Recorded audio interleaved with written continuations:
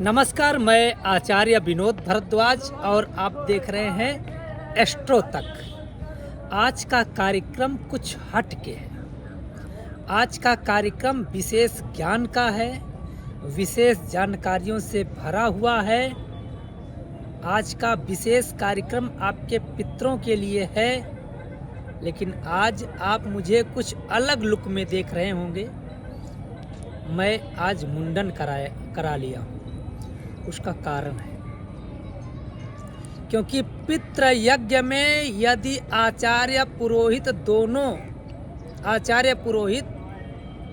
और यजमान दोनों मुंडन संस्कार करा करके यज्ञ अनुष्ठान को करते हैं तो निश्चित रूप से उस यज्ञ का पुण्य फल प्राप्त होता है।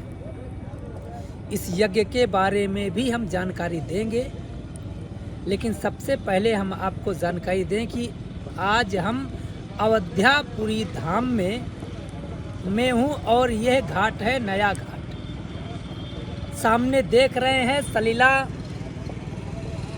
माता सरयू कलकल छलछल करती हुई बह रही है और निश्चित रूप से पवित्रता को देने वाली माता सबकी मनोकामनाओं को पूर्ण करती है। आपके पितरों की शांति के लिए बेहद उचित स्थान है, क्योंकि सप्तपुरियों में सबसे श्रेष्ठ पुरी अयोध्या को माना गया है। जैसे कि कहा गया है, अयोध्या मथुरा माया काशी कांची च अवंतिका पुरी द्वारावती चैव सप्तैते मोक्षदायिका।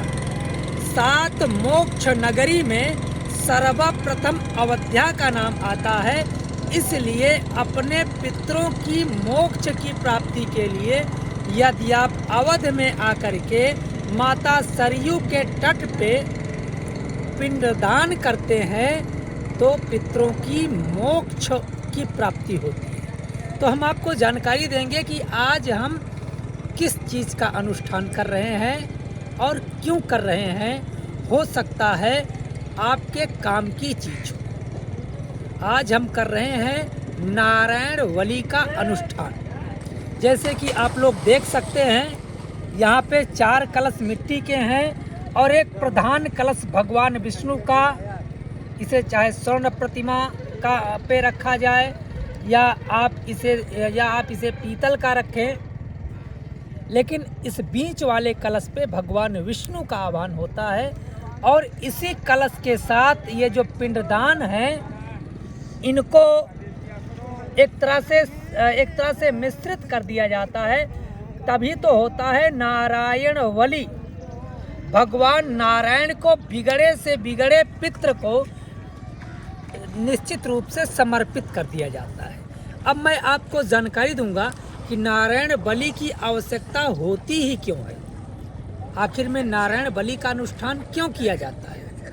ईश्वर ना करे किसी के यहाँ अकाल मृत्यु हो, क्योंकि अकाल मृत्यु दुखदाई तो होती ही होती है। जितनी दुखदाई होती है उतना मृत्यु के बाद वह व्यक्ति जो मृत्यु को प्राप्त हुआ है वह अतृप्त हो जाता है और अतृप्त आत्माएं अपने पूरे परिवार को परेशान करती हैं, तमाम प्रकार की विघ्न बाधाएं उत्पन्न करती हैं। अब हम आपको जानकारी देना चाहते हैं कि नारायण बलि किन किन परिस्थितियों में कराया जा सकता है। नंबर 1, यदि किसी की एक्सीडेंटल मृत्यु हो गई हो तो उसकी नारायण बलि होना आवश्यक है, क्योंकि यदि नारायण बलि नहीं होगी तो वह व्यक्ति अतृप्त रहेगा तो प्रेत योनि को प्राप्त होता है। किसी व्यक्ति की जलने या कटने से या विष देने से या घात लगा करके मृत्यु की गई है, किसी अस्त्र शस्त्र से मृत्यु हुई है, तो इसमें भी नारायण बलि बेहद इम्पोर्टेंट होती है, क्योंकि बिना नारायण बलि के वह प्रेत योनि से मुक्त नहीं होगा। यदि घर में बार बार आकस्मिक मृत्यु होने लगे तब भी समझ लेना कि नारायण बलि की आवश्यकता है, क्योंकि घर में अतृप्त प्रेतों का वास हो गया है, जिनके कारण बार बार युवा अवस्था में घर में मृत्यु हो रही है।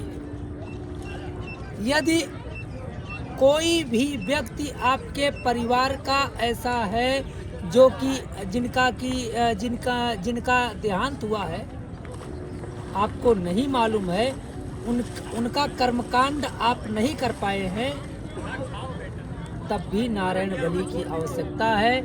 ऐसे ही नारायण बलि के कलशों का आप आवाहन करके किसी सुयोग्य योग्य आचार्य के द्वारा अपने इस कर्मकांड को करा करके अपने पितरों को तृप्त करा करके अपने परिवार में खुशियां प्राप्त कर सकते हैं, हर प्रकार से खुशहाली प्राप्त कर सकते हैं। देखिए, एक चीज नोट करिएगा, जब तक आपके पित्र खुश नहीं है, तब तक आपके जीवन का विकास होने वाला नहीं है, क्योंकि जिसका खून हमारे शरीर में दौड़ रहा है वह प्रेत बन के दुख सह रहा है, तो कितना सुख आपको प्राप्त होगा, आप सोच करके देखिए।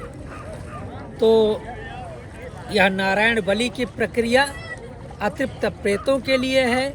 यदि किसी के भी साथ यह स्थिति बनी है तो ज़रूर एक बार नारायण बलि कराएं, क्योंकि आप लोग हमारे व्यूवर्स हो, आप लोग खुश हो तो हर प्रकार से हमें शांति मिलती है। आप ही लोगों के लिए तो हम अच्छे से कार्यक्रम लेके आते हैं, ताकि कैसे बड़े कमाई, आप विनोद भरद्वाज के साथ देखते ही हैं। इस कार्यक्रम को देखिएगा और कार्यक्रम कैसा लगा जरूर सूचित करने का प्रयास करिएगा। ओम विष्णवे नमः लिख करके अपनी मुहर लगाइएगा। आप लोगों का बहुत बहुत धन्यवाद। नमस्कार।